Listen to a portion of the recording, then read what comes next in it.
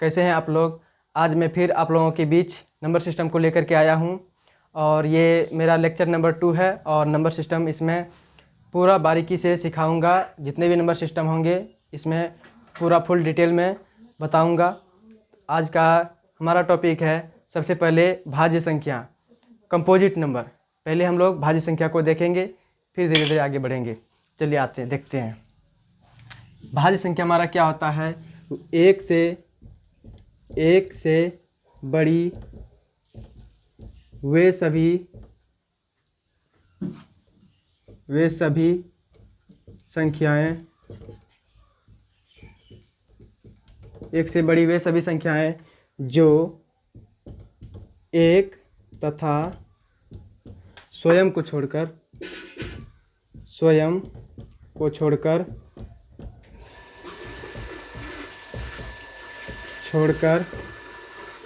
किसी तीसरे से पूरा भाग लगे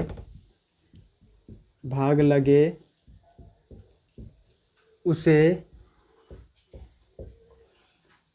हम लोग भाज्य संख्या कहते हैं। भाज्य संख्या कहते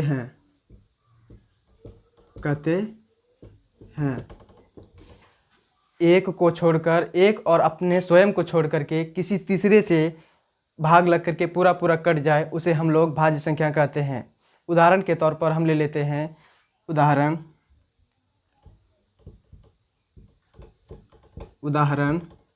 4, 6, 9, 12, 18, 15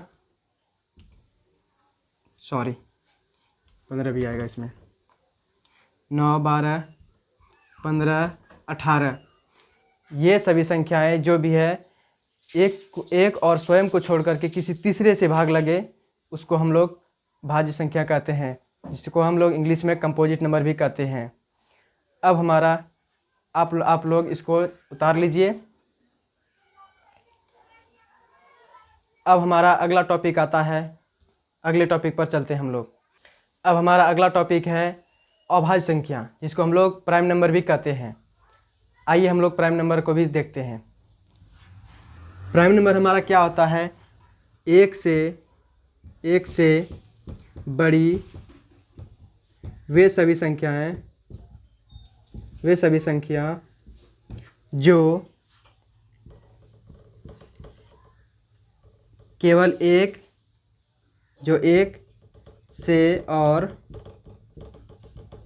स्वयं से भाग लगे, अपने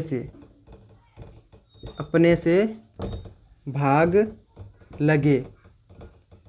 लगे उसे अभाज्य संख्या कहते हैं। अभाज्य संख्या कहते हैं।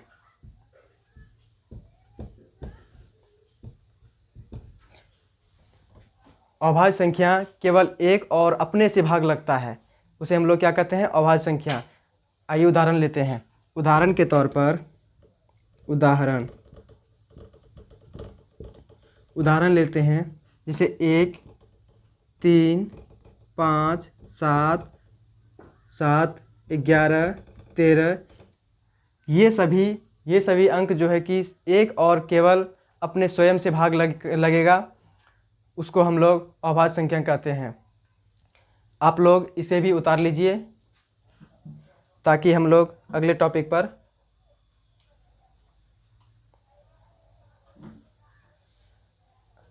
चलिए अगले टॉपिक पर हम लोग आते हैं।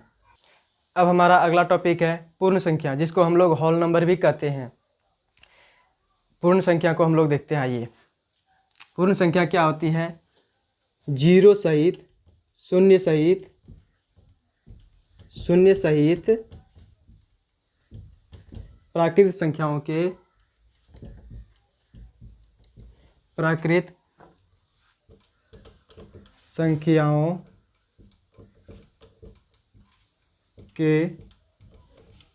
समूह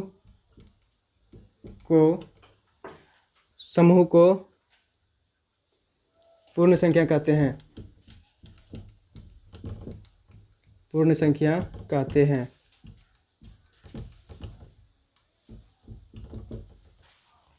उदाहरण,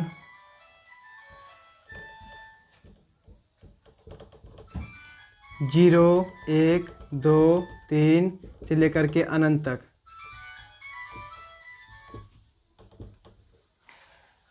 पूर्ण संख्या क्या होती है? शून्य सहित प्राकृत संख्याओं के समूह को हम लोग पूर्ण संख्या कहते हैं।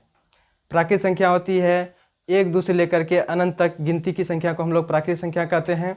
और इसमें पूर्ण संख्या में सिर्फ 0 इंक्लूड करने से हमारा पूर्ण संख्या बन जाता है। उदाहरण के लिए हम लोग ले लिए हैं, आप लोग इसे भी उतार लीजिए। अब हम लोग अगले टॉपिक पर आते हैं। हमारा अगला टॉपिक है पूर्णांक संख्या, इंटीजर नंबर। चलिए आइए इसे भी हम लोग देखते हैं। पूर्णांक संख्या होता है जब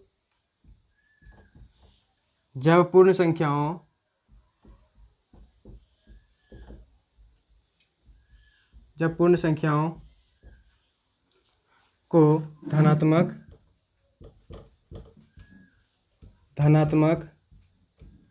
और ऋणात्मक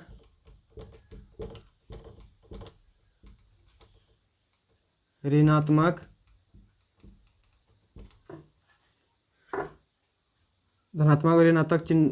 चिन्हों के साथ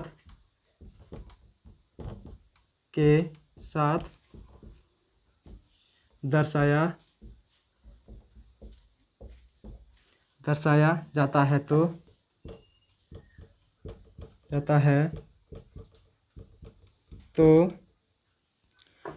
इनसे बने